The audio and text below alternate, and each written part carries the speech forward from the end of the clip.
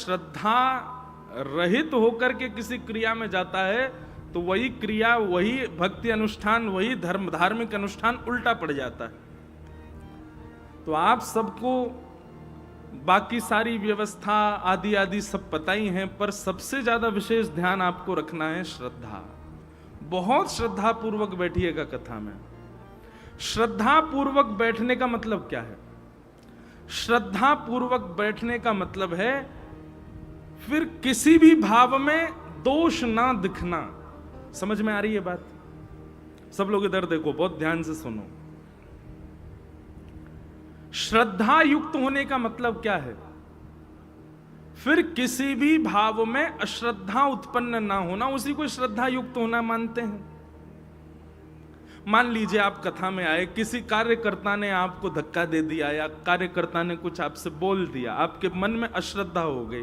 अश्रद्धा होते ही कथा का जो भी रस है, जो भी भाव है, जो भी गुण आना चाहिए आपके अंदर नहीं आएगा। इसलिए यहां पर परीक्षा के रूप में कुछ भी हो सकता है आपके साथ, आप उसके प्रति अश्रद्धा मत रखो। और ये केवल कथा नहीं, सब जगह आप धाम में जाओ, तीर्थ में जाओ, गुरुद्वार में जाओ, गुरु के घर जाओ, कहीं भी अश्रद्धा होकर के, अश्रद्धा युक्त होकर के नहीं, श्रद्धा। किसी कार्यकर्ता ने कुछ कह दिया, आपको बुरा लगा, आपके मन में अश्रद्धा हो गई, उसी समय कथा का जो भाव है वो आपके मन में आ नहीं पाएगा। दूसरी बात, कथा सुनते सुनते वक्ता के वक्तव्य में ऐसी कोई बात आई जो आपके विचारधाराओं से विपरीत है। अब यहां तो सब प्रकार की चर्चा होगी, इतने श्रोता हैं, सबके मन के भाव कहे जाएंगे। लेकिन आपको कोई बात अनुचित लगे और आपके मन में अश्रद्धा हुई तो फिर कथा का जो रस है वो चित्त में समाविष्ट नहीं हो पाएगा। किसी श्रोता के भाव से, किसी भजन के भाव से, किसी प्रसाद के भाव से, किसी भी रूप में आपके चित्त में यदि अश्रद्धा आई तो कथा का भाव नष्ट हो जाएगा। कथा का भाव क्या है? श्री कृष्ण। कथा से और कुछ नहीं मिलेंगे, श्री कृष्ण ही मिलने वाले हैं। और यदि अश्रद्धा चित्त में आ गई तो निश्चित है कि ठाकुर जी नहीं मिल पाएंगे। इसलिए श्रद्धा युक्त होकर के बैठिएगा। कुछ भी ऐसा होता है जो आपके मन के मुताबिक नहीं है, उसको परीक्षा मान करके हल कीजिएगा, परीक्षा मान करके सह लीजिएगा, पर अश्रद्धा चित्त में नहीं आने दीजिएगा। अब कहो तो निकल के बाहर गए, चप्पल ही कोई चुराई ले गया, आपके मन में अश्रद्धा आ गई, काय को आना कथा में, इससे बढ़िया घर पे ही सुन लेंगे। चप्पल उड़ गई हमारी, इतनी महंगी 200 रुपए की लाए थे, कोई चुरा ले गया, अश्रद्धा हो गई। अश्रद्धा नहीं। दूसरी बात, स्थान युक्त करके बैठिए। जहां पर प्रथम दिन बैठे, अब हमें तो पता अभी लगा कि यहां पर कुछ वीआईपी वीवीआईपी लोग भी हैं, सब अपने अपने रूप में जैसे बैठे हैं। जहां बैठे हो वहीं बैठना 7 दिन तक, क्योंकि हम आज और कल की 2 दिन की कथा में पहचान जाएंगे ये व्यक्ति यहीं बैठता है, ये सोने वाली मैया यहीं बैठती हैं, ये उवासी वाली मैया यहाँ बैठती हैं, ये भाव वाली मैया यहाँ बैठी हैं, ये भाव वाले भैया उधर बैठे हैं। हम आज कल में पहचान जाएंगे तो फिर उन्हीं के, अब जो सोने वाले, उवासी लेने वाले, उनकी तरफ हमारी दृष्टि कम ही जाएगी। फिर अब पता चली कि जहां भाव वाले भैया बैठे थे वहां सोने वाली मैया बैठ गई कल, तो फिर भाव में बहुत जल्दी हमारे तो भूचाल आ जाता है। इसलिए जहां बैठो वहीं बैठना। तीसरा कथा का एक नियम है, अपना आसन संग लेकर के आइए नित्य। जैसे संत महापुरुष अपना आसन संग लेकर के चलते हैं, ऐसे श्रोताओं को भी अपना आसन संग लेकर के चलना चाहिए और उसी आसन पर बैठ के ही कथा सुनो। वो आसन 7 दिन में आपका सिद्ध हो जाएगा। 7 दिन बाद किसी भी वैदिक कार्य के लिए जाओ, वैष्णो देवी जाओ, बद्रीनाथ जाओ, वृंदावन जाओ, हर की पौड़ी हरिद्वार जाओ, आसन अपना संग लेके जाओ, अपना नाम जब साधना उसी आसन पर बैठ के ही करो, आसन सिद्ध हो जाएगा। तो आसन संग लेकर के आओ, आज नहीं आए तो कल से लेके आओ, आसन बिछा के उसी पे बैठो। चौथी बात, कथा के बीच में किसी भी प्रकार से अपने मन को इधर उधर भटकने मत दो। कोई आ रहा है, कोई जा रहा है, उसको आने जाने दो, आप उसकी तरफ मत देखो। आप अपना ध्यान केंद्रित, सावधान तय श्रृणु, बिल्कुल सावधानी से कथा सुनो। और अंतिम 5वीं बात, हम सबके पास एक आधुनिक यंत्र है जिसका नाम क्या है? कर्ण पिशाचनी, कान की पिशाचनी सबके पास है। ये यंत्र यदि कथा के प्रयोग में आता है, कथा सुनने के लिए आता है, संत जनों की वाणी सुनने के लिए आता है, तो ये साक्षात नारद जी हैं हमारे साथ में। लेकिन इसका प्रयोग केवल फालतू की चीजों के लिए है, तो ये कर्ण पिशाचनी, इसको जितना हो सके फ्लाइट मोड पर ही रखिएगा। जिस प्रकार हवाई जहाज में बैठने से पहले कह देते हैं कि अपना फोन फ्लाइट मोड पर कर लो, नहीं तो तकनीकी खराबी आ सकती है, ठीक वैसे ही कथा भी एक हवाई जहाज है, यहाँ पर भी फ्लाइट मोड में ही रखिएगा अपना फोन, नहीं तो हमारे नहीं आपके चित्त में तकनीकी खराबी आ सकती है। हो सकता है कथा सुनने में आपसे कोई दोष बन जाए, इसलिए इनको शांत रख के बैठिएगा। बाकी भैया, महात्म का मतलब क्या होता है? महत्व। कथा का महत्व हमको यहां बताया जा रहा है।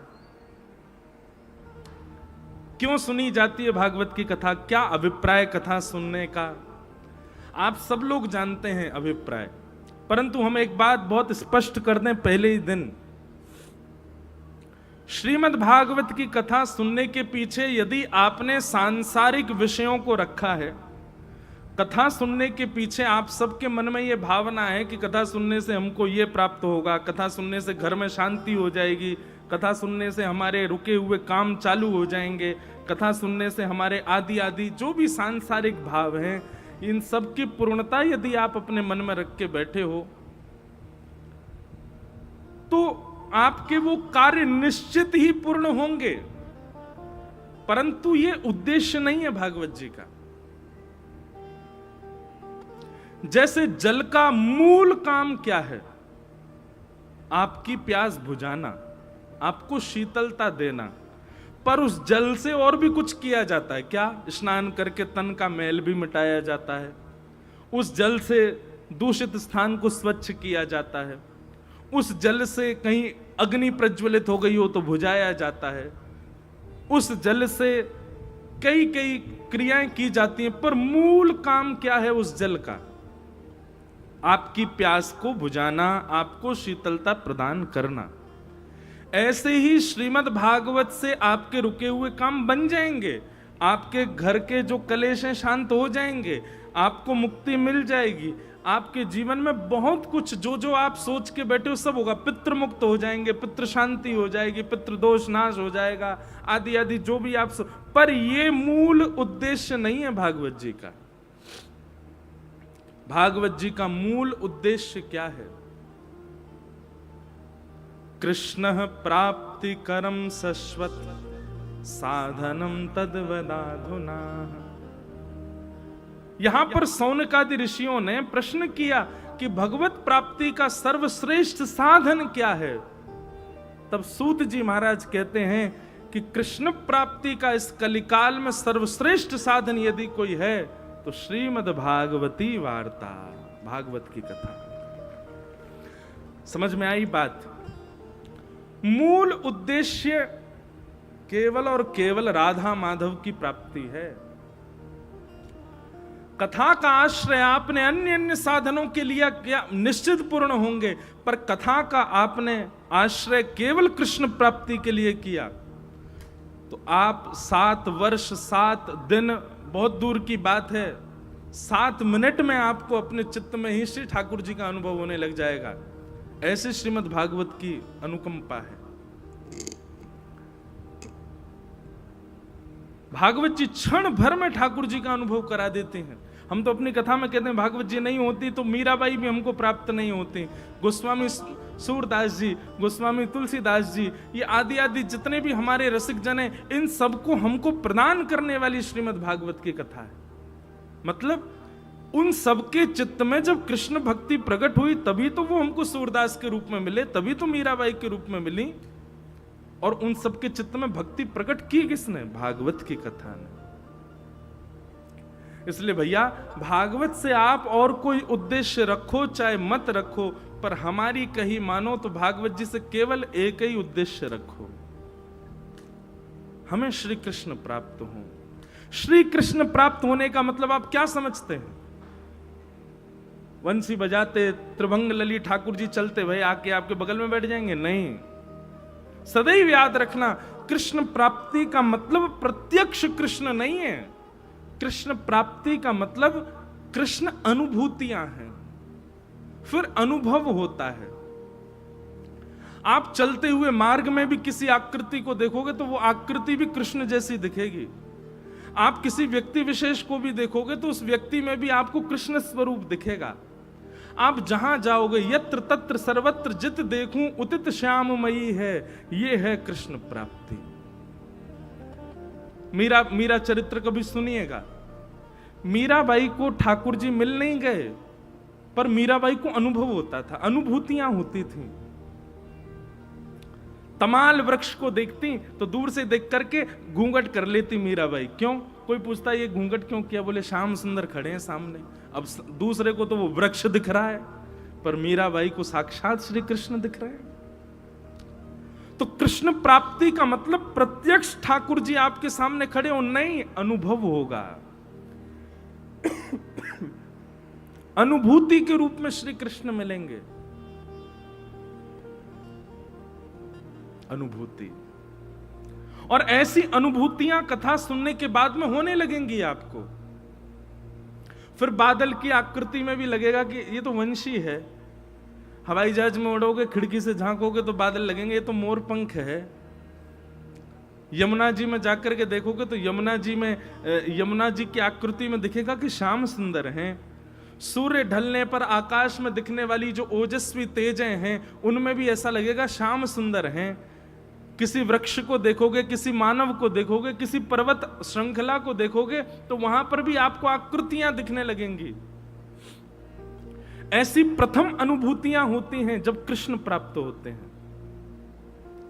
कृष्ण मिलेंगे तो सबसे पहले अनुभूतियां प्रारंभ होंगी। कृष्ण मिलने वाले होंगे तो दूसरा लक्षण यह होगा कि किसी में दोष नहीं दिखेगा, सब गुणयुक्त, सब भले ही बहुत गुणयुक्त नहीं, पर हां जिसको भी देखोगे उसको देख के ये जरूर लगेगा ये मुझसे ज्यादा तो गुणवान ही है, मैं इसके सामने कुछ नहीं। कृष्ण नहीं मिले तो ये अनुभूति रहती है कि मैं सर्वगुण संपन्न, पर कृष्ण मिल जाते हैं तो लगता है सब सर्वगुण संपन्न, मुझ में ही गुण की अभी कमी है। ऐसी अनुभूतियां जब चित्त में उत्पन्न होती हैं तब समझा जाता है कि आपने कथा सुनी है।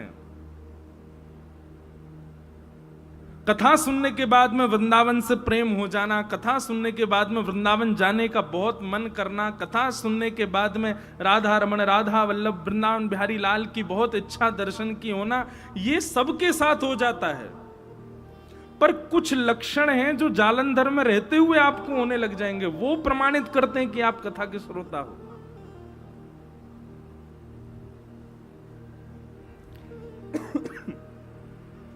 तो भागवत जी का महात्म्य क्या है? कृष्ण प्राप्ति। हमको कृष्ण मिले, हमको कृष्ण की प्राप्ति हो, यह भागवत जी का मूल उद्देश्य है। सच्चिदानंद रूपाय, भगवान के 3 रूप हैं, सत्य, चैतन्य और आनंद। 3 रूप। आप कहोगे महाराज जी जो 24 रूप हैं फिर वो क्या है? दशावतार हैं वो क्या है? इन सब के बारे में तो फिर सब दुनिया बोलती है, आप कह रहे हो 3 रूप। ध्यान से सुनना, हर प्राणी के अनेक रूप होते हैं, स्थिति के अनुसार रूप बदलता है हर व्यक्ति। बहुत ध्यान से सुनिए सब लोग, इधर देखो। जैसे अभी मेरा रूप क्या है कि मैं एक व्यास हूं, ये मेरा रूप है। पर यही मैं अपने परिवार में चला जाऊं तो परिवार में मैं व्यास बन के नहीं बैठ सकता। अपनी माता जी के सामने, पिताजी के सामने वहां मैं व्यास नहीं हूं, अपनी बहनों के सामने वहां मैं व्यास नहीं हूं, अपने मित्र के सामने मैं व्यास नहीं हूं। और क्षमा कीजिएगा, यदि कोई व्यक्ति बहुत ऊंची पोस्ट पर पहुंच जाए और उसका मित्र आवे, जैसे मान लीजिए कि वो डीएम बन गया, अब वो हमारा लंगोटिया यार है, संग पढ़ा है, बिल्कुल हमारा घनिष्ठ मित्र, हम उसके दफ्तर पहुंच जाएं और वहां पहुंच करके भी महाराज वो हमसे ये उम्मीद रखता है कि हम उसको सल्यूट ही करें, हम उसके सामने खड़े रहें। सखा का ये स्वरूप नहीं होता। सखा तो कह देगा अच्छा हमारे सामने पढ़ा लिखा, अब हमको ही आंख दिखा रहा है। हर व्यक्ति के रूप अलग अलग होते हैं, प्रोफेशनल अलग होता है, कैजुअल अलग होता है, स्थिति के अनुसार हर व्यक्ति रूप बदलता है। भगवान के तीन ही रूप हैं, या तो वो सत्य हैं, या फिर वो चैतन्य हैं, और या फिर वो आनंद है।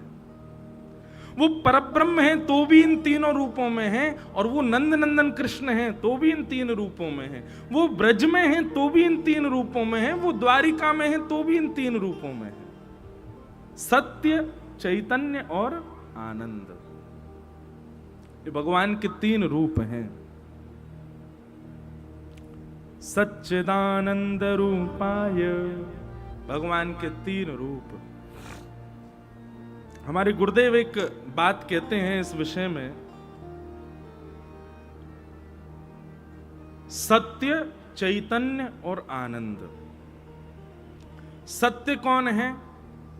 तो सदा याद रखना, ओम, तत् और सत, ये तीन शब्द जब प्रयोग होते हैं तो समझ जाओ भगवान के लिए संकेत किए जाते हैं। इंडिकेशन किसकी तरफ है? भगवान के लिए। सबसे पहला ओम, दूसरा तत् और तीसरा सत। कहीं भी अगर ये तीन शब्द आपको संस्कृत में देखने को मिले तो समझ जाना ये इंडिकेशन भगवान की ओर है। ओम तत् सत। तो सत का मतलब परमात्मा। वही परमात्मा को जब आप चैतन्य मानने लगते हो, चैतन्य का मतलब क्या होता है? चैतन्य का मतलब जो जड़ नहीं है वही चैतन्य है। जैसे मैं जड़ नहीं हूं, मैं चैतन्य हूं। महाराज जी जड़ नहीं है, चैतन्य है। आप सब जड़ नहीं हो, चैतन्य हो। पर ये माइक क्या है? ये जड़ है। ये जो बांस लगे हैं ये सब क्या है? ये जड़ हैं। ये लाइट क्या है? ये जड़ है, ये चैतन्य नहीं है। हम सब चेतन, जिनमें प्राण विद्यमान वो सब चैतन्य होते हैं। ऐसे ही ठाकुर जी के प्रति जड़ भाव ना रख करके चैतन्य बुद्धि जब रखोगे, सत परमात्मा की तरफ जब चैतन्य बुद्धि होगी, तभी तीसरा सुख मिलेगा। क्या? आनंद। सेवा में आपको सुख मिलता है, सेवा में आपको आनंद नहीं मिलता। क्यों? क्योंकि आपने सत परमात्मा को चैतन्य नहीं माना। आपके चित्त में कहीं ना कहीं अब भी ये भावना आ जाती है कि वो जड़ें ही हैं।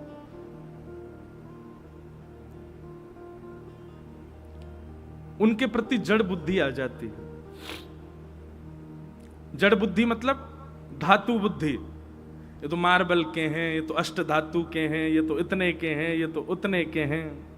अभी कोई आते हैं सब लोग मिलने वृंदावन में, तो अभी भी किसी ने मुझसे पूछा, बोले महाराज जी हम गोपाल जी की सेवा ले जाए। मैं ले जाओ। बोले तो फिर उसका मोल देने में हमको बहुत कष्ट होता है चित्त में। जब ठाकुर जी हमारे हैं तो फिर उनको मोल दे के क्यों खरीद रहे हैं हम? मैंने कहा मैया उसको मोल मत समझो। तो क्या समझें? मैंने कहा ऐसा समझो, हमारे ठाकुर जी इतने दिनाते कोई और के घर में बैठे, अब हम वाके यहां से ठाकुर जी को ले जा रहे हैं और वाकू ले जावे की खुशी में बधाई दे के जा रहे हैं। वाकू मोल नहीं दे रहे हैं, बधाई दे जा रहे हैं। भावना क्या रखो? बधाई दे के जा रहे हैं। कितने अब वहां तो देखो मोल भाव दुकानदार तो बोलता ही है, इतने के हैं, इतने के हैं, इतने के हैं। अगर आपके चित्त में वास्तव में ठाकुर जी के प्रति चैतन्य भाव होगा ना, अब मैं इसका बढ़ावा नहीं दे रहा कि बहुत महंगे लगावे आदि। मेरे को तो बहुत कष्ट हो कि अगर कोई ये कह दे भाई इतने महंगे थोड़ी गोपाल जी, इतने महंगे तो नहीं है, थोड़े कम करो। गोपाल जी सोचते होंगे अच्छा तो को अभी भी महंगो लग रहा हूं मैं? अरे अपनी पूरी संपत्ति लुटा देगो तो भी मैं खरीदना है पावेगो, और तू यहां यूं सोच रहा है कि मैं इतना महंगो। हमारी बुद्धि तो भैया ये कहती है कि सामने वाला व्यक्ति जितनो मोल बता दे वहां से ज्यादा दे करके लेके आओ, और बधाई के रूप में दे के आओ, मोल के रूप में नहीं। और उनको भी यही कहो। हम तो ब्रज में भी जो हमारे सब ठाकुर जी को स्वरूप बना में, हम तो उनसे भी प्रार्थना करेंगे कि आज के बाद कोई भी आपकी दुकान पे आवे तो वाकू ये बताना ही नहीं है कि ये ठाकुर जी इतने के हैं, ये ठाकुर जी इतने के हैं, बल्कि ऐसा कहो जाए इन ठाकुर जी की बधाई न्योछावर इतनी है, इन ठाकुर जी की बधाई न्योछावर इतनी है, इन ठाकुर जी की बधाई न्योछावर। अब तो सुनो, बधाई न्योछावर दुकानदार बोलेगा तो सामने वाले को भी मन नहीं होगा कम करवाऊं। भाई बधाई है तो जितनी बोले उतनी दे देते हैं। मीराबाई कहती हैं, कोई कहे सस्तो कोई कहे महंगो, कोई कहे सस्तो कोई कहे भैया नेक हम पे दया करो, हमारो गरो नेक बैठो, नेक तो गाओ, साथ में गाओ। कोई कहे सस्तो कोई कहे महंगो, कोई कहे सस्तो कोई कहे महंगो, कोई कहे सस्तो कोई कहे महंगो, कोई कहे सस्तो कोई कहे महंगो, कोई कहे सस्तो कोई कहे महंगो, कोई कहे सस्तो। आपके हृदय के ठाकुर जी आए वहां भी कुछ दे करके आओ भैया। ब्रजवासीन को चकाचक प्रसन्न रखे करो तो आपके ठाकुर जी अपने आप प्रसन्न रहेंगे। और ठाकुर जी को तो बढ़िया माल छनाए रहे हो, ठाकुर जी को तो बढ़िया आनंद कराए रहे हो, ब्रजवासीन को आनंद नहीं है तो फिर लाला ही दुखी है जाएगा। ठाकुर जी ने क्यों करी माखन चोरी ब्रज में? स्वयं को माखन की आवश्यकता नहीं, 9 लाख गैया है नंद बाबा के यहां। ठाकुर जी तो दूध में नहाते हैं, मक्खन को लेप लगा में महाराज। ठाकुर जी के यहां घी के कुआं हैं, ठाकुर जी को आवश्यकता नहीं माखन चोरी की। केवल ब्रजवासीन को पवावे के लिए, ब्रजवासीन को आनंद करावे के लिए ठाकुर जी चोरी कर रहे हैं। उन ब्रजवासीन के लिए ठाकुर जी चोर बन गए, और स्वयं तो ठाकुर जी नेके ही पामे चोरी करके। कहा करें? बोले मरकान भोक्षण विभजति सचेन नात्रि भांडम भिनत्ति। बंदरों को, ब्रजवासियों को, सबको खवाते हैं पेट भर भर के। ठाकुर जी को स्वभाव है। तो भैया भगवान सत्य हैं, और उन्हीं सत्य को जब तक आप चैतन्य नहीं मानोगे तब तक उनकी सेवा में आपको आनंद नहीं मिल सकता। वे चैतन्य हैं। जिस प्रकार हम आप सब लोगों को गर्मी, सर्दी आदि आदि के भाव लगते हैं, ऐसे ठाकुर जी को भी लगते हैं। हमने एक बार एक बात कही थी कहीं कथा में कि भाई हम अपने ठाकुर जी को जब विदेश ले जाते हैं तो हम क्या करते हैं कि उनकी झांपी जी में, जिसमें ठाकुर जी विराजते हैं उसको झांपी बोलते हैं, झांपी जी में हम कुछ रुपया रख देते हैं। मन में विचार करते हैं ठाकुर जी अब 16 घंटा का फ्लाइट है, रास्ता में आपका भोग तो लग नहीं पाएगा, हम आपके पास में कछु लक्ष्मी धर दे रहे हैं, और आकाश में कोई गोपी बढ़िया सी लगे तो बात माखन लेके पाए लियो। वैसे ठाकुर जी खरीद के पावे वारे इनमें ते नहीं है, ठाकुर जी तो छीन के पावे।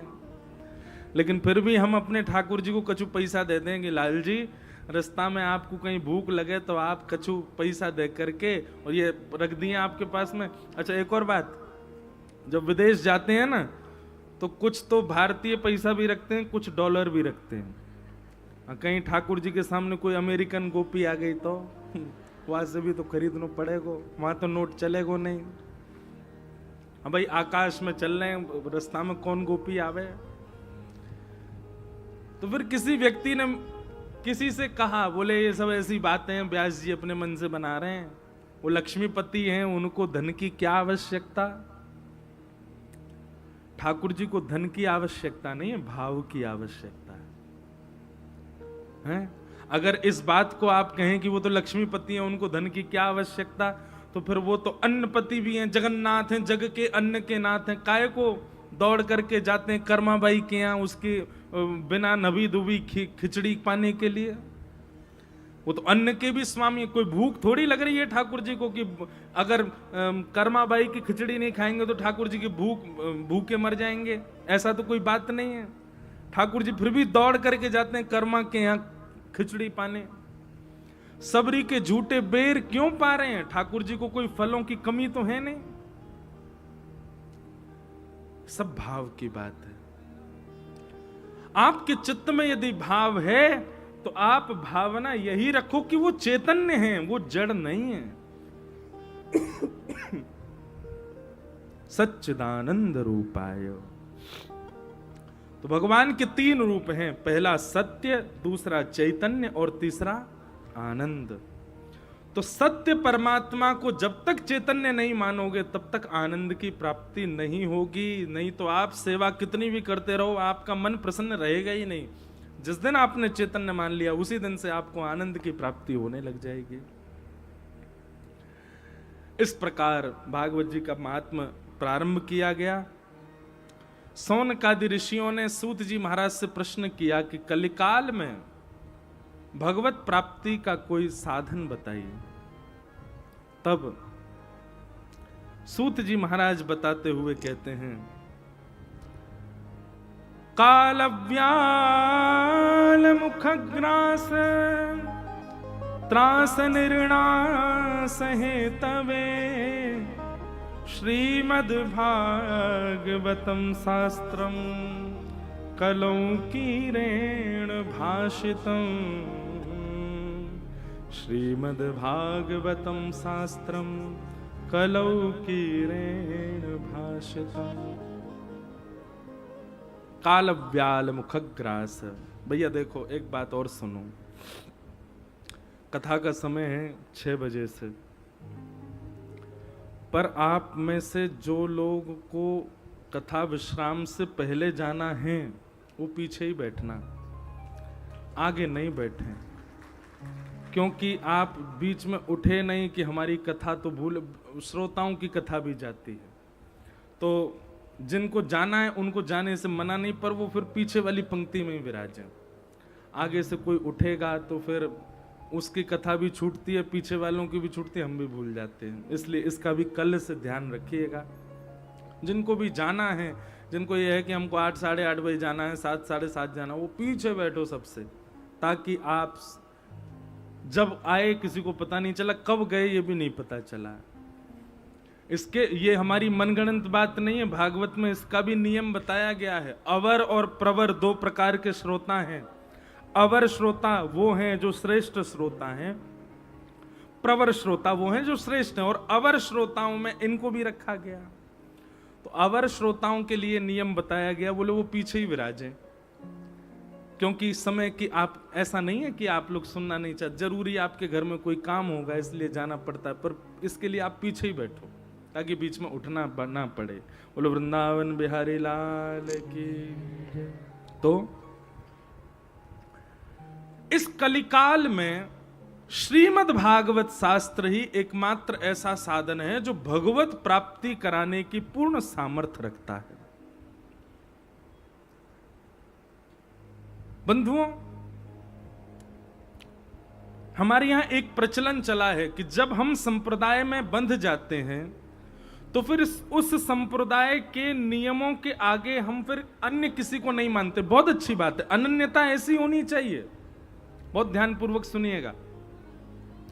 आप रामानंदी संप्रदाय में आ गए, आप हरिवंशी हो गए, आप हरिदासी हो गए, आप गौड़िया वैष्णव हो गए, आप रामानुजी हो गए, आप अपनी गुरु परंपरा में आ गए।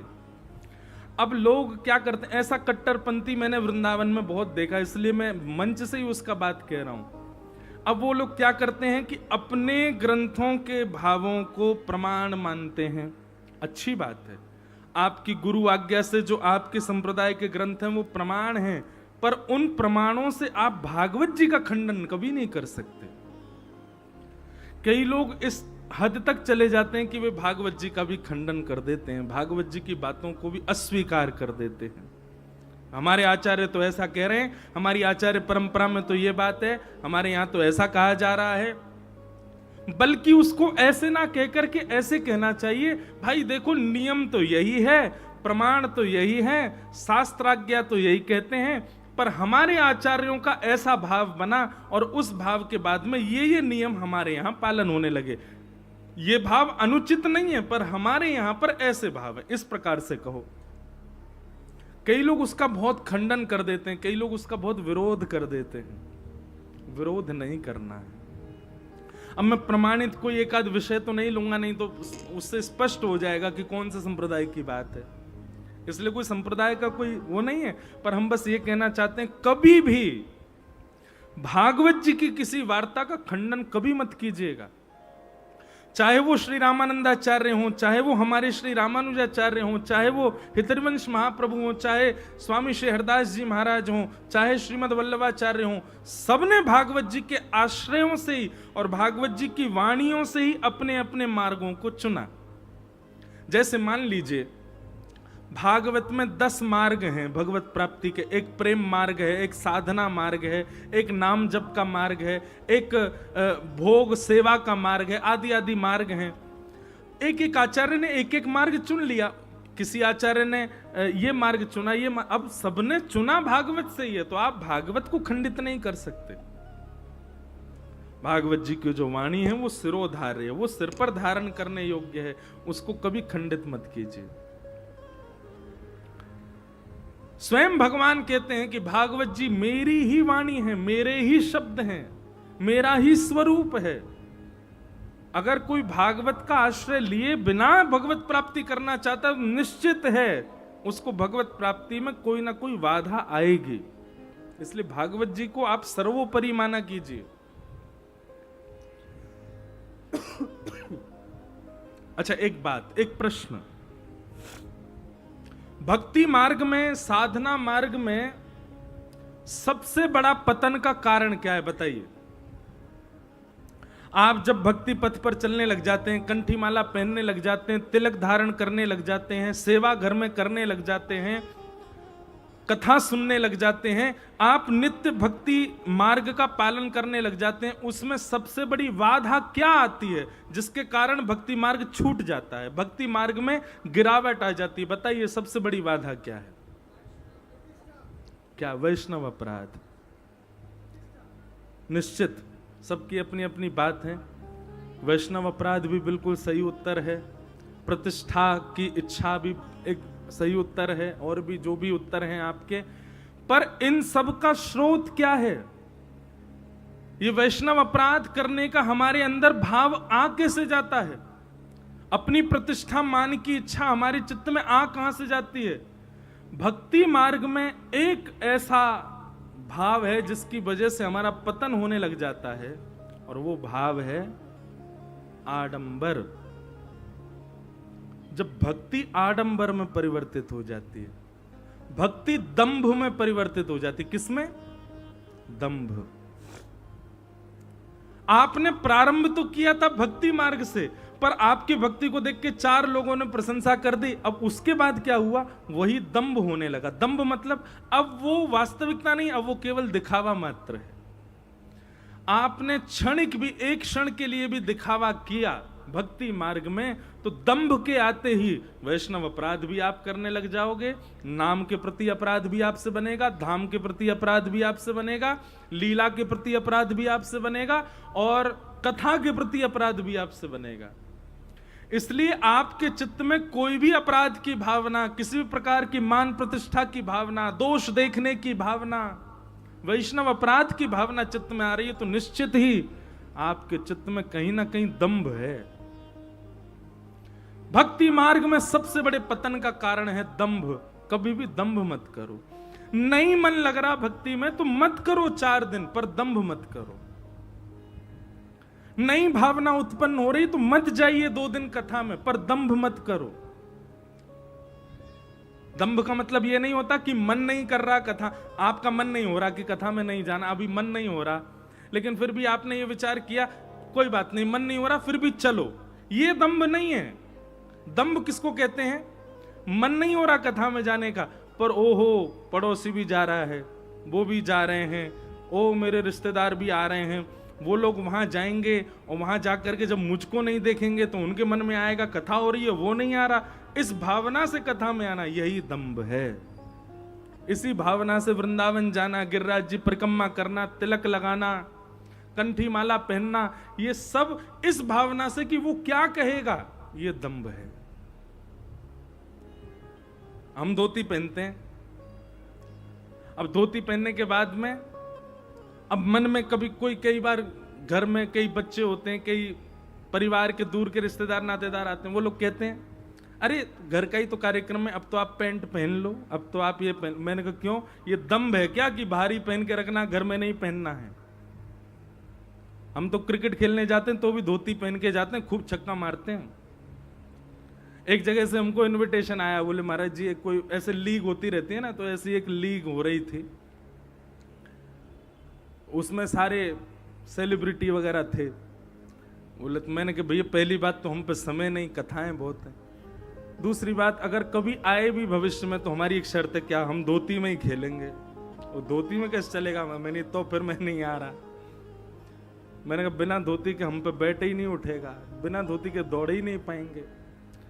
तो दंभ कब हो जाता है, जब आप वैष्णव रूप, वैष्णव भाव, नाम जप, कथा, सेवा, इसके प्रति अपना भाव ना रख के किसी को दिखाने का भाव रखते हैं, यही दंभ है।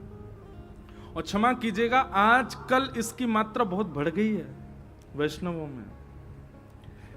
आप अब तिलक इसलिए नहीं लगा रहे क्योंकि आपकी गुरु परंपरा है, आप तिलक इसलिए नहीं लगा रहे क्योंकि आपको प्रतिष्ठा है, आप तिलक इसलिए नहीं लगा रहे क्योंकि आपका सौभाग्य है, आप तिलक इसलिए लगा रहे हो कि उसको दिखाना है, उसको बताना है। ये दंभ है। और आज ही इस बात को जीवन में अपना लीजिए, दंभ युक्त होकर के भक्ति मार्ग में नहीं जाना है। अगर आपके चित्त में दंभ उत्पन्न हो गया तो सारे दोष आएंगे जो भक्ति मार्ग में आते।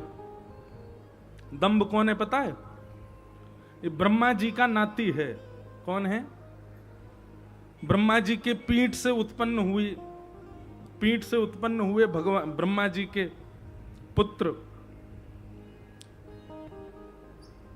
पाप, और उन्हीं के पुत्र का नाम है दंभ। तो एक बार सुनो दंभ किसको कहते हैं। एक बार ब्रह्मा जी के नाती ने अपने पिताजी से कहा, बोले हम दादाजी से मिलने जा रहे हैं। सब लोग इधर देखो ध्यान से। तो पिताजी ने कहा हाँ बेटा जाओ। तो ब्रह्मलोक गया दंभ अपने दादाजी से मिलने, ब्रह्मा जी से मिलने। कैसे गया, बढ़िया त्रिपुंड लगाया, चौड़ी चोटी रखी, गले में खूब सारी मालाएं पहन ली, नीचे धोती पहन ली, खड़ाऊ पहन लिए, वेद मंत्र उच्चारण करता हुआ कमंडल हाथ में लेकर के महाराज माला इतनी तीव्र गति से चल रही है कि एक क्षण में जाने कितनी मालाएं कर ले रहा है। यही तो दंभ है। कई लोगों को हमने देखा है, किसी की हम निंदा नहीं कर रहे हैं, पर वो गाली गलौज भी चल रही है फिर भी हाथ में माला चली रही है, इसको खींचे ही जा रहे हैं। तो दंभ भी ऐसे ही जा रहा था ब्रह्मा जी से मिलने, नाम जब चल ही रहा है और सामने कोई आ जाए तुरंत दंभ रुक जाए, पहले कमंडल से पानी छिड़के फिर आगे बढ़े। ऐसा करता हुआ दंभ जब पहुंचा ब्रह्मलोक में तो ब्रह्मा जी, ओहो आज तो कोई बहुत बड़ा संत सिद्ध आया हमारे यहाँ, स्वागत करो भैया इनका। स्वागत करके दंभ को वहां पर लाया गया। ब्रह्मलोक में जाकर के भी दंभ अपने कमंडल से जल छिड़काव कर रहा था। जहां खड़ा हुआ वहां पर भी महाराज पहले जो है कुशा से उस जगह को झाड़ा, तब जाकर के खड़ा हुआ। ब्रह्मा जी अपने आसन से ही खड़े हो गए, बोले भगवान आप ब्रह्मलोक में आए, आपका बहुत बहुत स्वागत, विराजमान हो जाइए।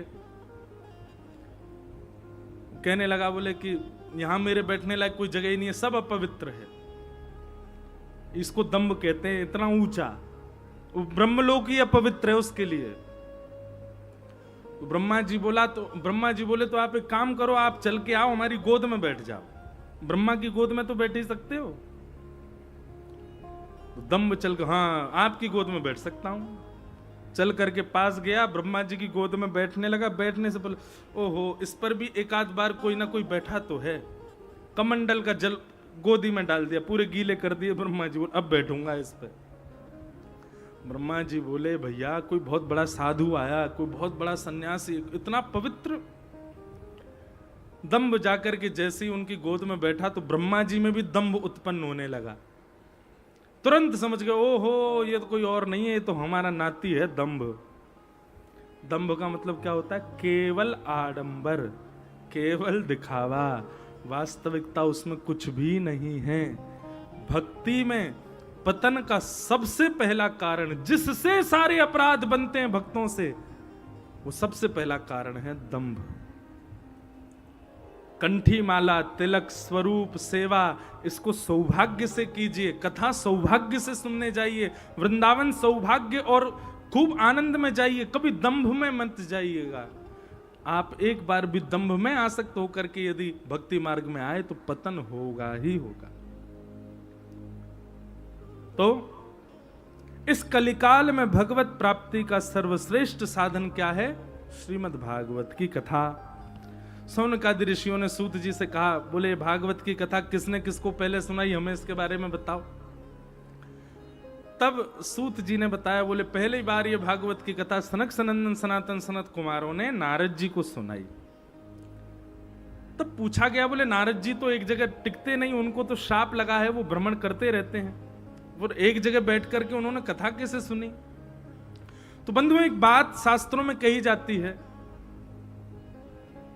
शाप, दोष, पाप, ये जितने भी हमारे ऊपर लगाए जाते हैं ना दोष, ये सब कथा में लागू नहीं होते। कथा में कोई भी दोष लागू नहीं होता, कोई भी शाप लागू नहीं होता। और हां, एक और बात, कोई वरदान भी लागू नहीं होता। कथा में आप न्यूट्रल होते हो, शून्य होते हो। जितने पुण्य हैं, जितने पाप हैं, जितने शाप हैं, जितने दोष हैं, वो सब यहां से बाहर जाती पुण्य लग जाएंगे आपको। लेकिन यहां आती जैसे बैठोगे तो यहां आप पूर्ण रूपेण शून्य हो। यहां पर आपको कोई शाप, कोई दोष, कोई पाप, कोई पुण्य, कुछ नहीं है आपके पास। आप खाली हो, और खाली होके बैठोगे तभी ज्ञान आएगा, नहीं तो नहीं आएगा। युक्त होकर के बैठोगे तो कहीं भी धारण नहीं कर पाओगे। इसलिए कथा में नारद जी बैठ गए, क्यों? क्योंकि वहां शाप लगता नहीं है। तो नारद जी महाराज बैठे, सौनकादि ऋषियों ने कथा सुनाई। तो बोले कथा सुनने का कारण क्या था? तब नारद जी ने अपना पूरा भाव बताया कि पृथ्वी पर भ्रमण करते हुए नारद जी जब वृंदावन गए तो वृंदावन में जाकर के उन्होंने देखा कि एक परम सुंदरी की गोद में 2 वृद्ध हैं। वो परम सुंदरी भक्ति महारानी और उसके 2 पुत्र ही वृद्ध होकर के उसकी गोद में हैं, ज्ञान और वैराग्य। एक बात याद रखिएगा बंधु, भक्ति हम सबके चित्त में है, भक्ति हम सबके पास है। यहां जितने भी लोग इस पंडाल में बैठे निश्चित ही सब भक्ति युक्त हैं, पर हम फिर भी भक्ति होने के बाद भी प्रसन्न क्यों नहीं है? कहीं ना कहीं क्षोभ, कहीं ना कहीं पीड़ा, कहीं ना कहीं हम सब लोग दुखी तो हैं। क्यों? क्योंकि भक्ति के 2 पुत्र हैं, वो हमारे पास नहीं है। और बिना पुत्र के मां प्रसन्न नहीं रहती। और पुत्र कौन है?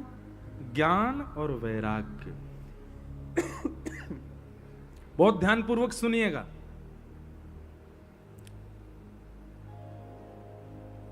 ज्ञान और वैराग्य, जीवन में भक्ति के साथ में ज्ञान और वैराग्य दोनों का होना आवश्यक है। पर यहां ज्ञान वो नहीं जो आप समझ रहे हो, और यहां वैराग्य भी वो नहीं जो आप समझ रहे हो। अभी ज्ञान आप क्या समझ रहे हैं?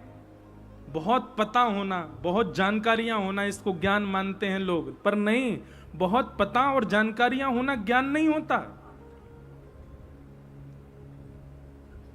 विवेक बुद्धि होना, ये ज्ञान होता है। जैसे कि बहुत जानकारी होना और बहुत विवेक युक्त होना, दोनों में अंतर क्या है? बहुत ध्यानपूर्वक सुनिएगा। आप रसोई में गए और रसोई में घिया भी रखा है, आलू भी रखा, टमाटर भी रखा है, और महाराज अरबी भी रखी है, भिंडी भी रखी है, सब्जियां सारी हैं, मसाले सारे हैं, कढ़ाई सामने है, और गैस चूल्हा भी है। सारी सामग्रियां आपके पास में, ये है ज्ञान। लेकिन सामग्री का प्रयोग करके उससे सुंदर सब्जी बना करके अपनी क्षुधा निवृत्त कर देना, इसको कहते हैं विवेक। इसको क्या कहते हैं? विवेक। नॉलेज होना, बहुत पता होना, ये इस प्रकार है कि बहुत सामग्रियां हैं आपके पास, पर विवेक होने का मतलब क्या है? जितनी सामग्री है उसका प्रयोग कैसे किया जाए, इसको विवेक कहते हैं। और भक्ति में विवेक होना अति अनिवार्य है। भक्ति में विवेक नहीं होगा तो भक्ति के साथ आप अप्रसन्न ही रहोगे। भक्ति में आप प्रसन्न नहीं रह सकते। जैसे एक बड़ा प्रसिद्ध कथा है, वृंदावन में एक संत ने एक नियम धारण कर लिया। क्या? मैं आज के बाद कोई कन्या को रूप नहीं देखूंगा, मैं आज के बाद जाए देखूंगा, केवल पुरुष को ही देखूंगा। नियम धारण कर लिया और 2 सेवक लगा दिए अपने कुटिया के बाहर। बोले कोई कन्या आवे तो बात मना कर दियो। बोले महाराज जी को नियम है, वो केवल और केवल पुरुषों को ही देखते हैं, कन्याओं को नहीं देखते। अब उन महाराज जी को आप क्या मानोगे? ज्ञानी, ज्ञानी है। लेकिन इधर देखो, यहां देखो, यहां देखो। लेकिन एक दिन मीराबाई आई और मीराबाई ने आकर के द्वार पे उन सेवकों से कहा, मैंने सुना है कि यहाँ कोई संत रहते हैं, आप मुझे उनका दर्शन करा दो। तो दोनों हंस करके कहने लगे, बोले कि हमारे महाराज जी का तो नियम है, वो किसी कन्या से नहीं मिलते, किसी स्त्री से नहीं मिलते, केवल पुरुषों से मिलते हैं। अब विवेक किसे कहते हैं? मीराबाई से सीखो। मीराबाई क्या बोली? अच्छा, तो आपके महाराज जी पुरुष हैं? सेवक बोले तो इसमें कोई संशय तो है ही नहीं, पुरुष तो है ही नहीं। नहीं नहीं, मैंने भागवत जी में सुना है कि वृंदावन में तो महादेव भी गोपी बन के बैठे हैं, यहाँ पे पुरुष तो केवल श्री कृष्ण है, यहां पर तो महादेव भी गोपी बन करके बैठे हैं। बोलो गोपेश्वर महादेव की। अरे भैया, देव नहीं, देवों के देव महादेव भी वृंदावन में आते हैं तो गोपी बन करके, नथनी पहन करके, चुनरी ओढ़ करके, कजरा लगा करके, लालीमा लगा करके, गले में हार पहन के, और महाराज गोपी भाव से छम छम करते पूरे वृंदावन में डोलें गोपेश्वर महादेव। देवों के देव भी जहां गोपी बन के बैठते हैं वहां केवल एक ही पुरुष है और वो है योगेश्वर कृष्ण। पर नहीं, आज मैं पूरे वृंदावन में ढिंडोरा पीट के बताऊंगी, नहीं, एक और पुरुष है हमारे यहाँ पे। कौन? आपके महाराज जी, वो भी पुरुष हैं। सेवकों को तो घबराहट सी हुई, भीतर दौड़ के गए, उन्होंने जाके कहा, बोले महाराज जी ऐसे ऐसे एक तेजस्वी महिला आई थी और आकर के ऐसा कह के गई। महाराज जी ने जैसे ही बात सुनी तुरंत दौड़ करके गए। महाराज बोले आज ही अपना नियम तोड़ूंगा कन्याओं को देखने का, स्त्रियों को देखने का। और सबसे पहला दर्शन मीराबाई का किया। इसको कहते हैं विवेक। ज्ञान हम सबको हो जाता है पर विवेक नहीं हो पाता। भक्ति में बहुत जरूरी है बंधुओं विवेक का होना। विवेक का मतलब क्या है? सही गलत की पहचान होना। क्या उचित है, क्या अनुचित है, क्या सही है, क्या गलत है, ये पता लगना, ये बोध होना, इसी को विवेक कहते हैं। और जब तक विवेक युक्त नहीं होंगे तब तक भक्ति में कोई ना कोई बाधा आती रहेगी, आप प्रसन्न नहीं रह पाओगे। तो भक्ति के 2 पुत्र हैं, ज्ञान और वैराग्य। तो सबसे पहले पुत्र का नाम ज्ञान, ज्ञान यानी कि विवेक, सही और गलत की पहचान, ये चित्त में लाना प्रारंभ करो। और दूसरे पुत्र का नाम है वैराग्य। वैराग्य का मतलब सब छोड़ देना नहीं है, वैराग्य का मतलब सब त्याग देना नहीं है। वैराग्य का मतलब है सबके बीच में रहते हुए भी किसी के प्रति आसक्त ना रहना, ये वैराग्य है। कई लोग कहते हैं महाराज जी हम प्याज नहीं छोड़ पा रहे। क्यों नहीं छोड़ पा रहे? हमारे घर में सब खाते हैं, हमारे अड़ोसी पड़ोसी खाते हैं, हमारे आसपास। अच्छा, तो बहुत बड़ी कृपा भगवान ने कि प्याज खाने वाले घर में ही हो आप। क्यों? मदिरा पीने वाले घर में होते तो आप भी पीते। माता जी भी पी रही हैं, पिताजी भी पी रहे हैं, हम कैसे छोड़ दें महाराज जी? सब खाते पीते हैं तो हम भी खाते पीते हैं। भैया ऐसे लोगों के लिए प्रमाण है हमारे भक्त श्री प्रहलाद जी महाराज, जिनके पिताजी भी राक्षस, ताऊ जी भी राक्षस, चाचा भी राक्षस, भैया भी राक्षस, पूरा कुल खानदान पीढ़ी ही राक्षस, स्वयं भी राक्षस। लेकिन उसके बाद भी उन सब भावों को त्याग कर दिया जिनसे भगवत प्राप्ति में बाधा होती है, तो भी नहीं किया।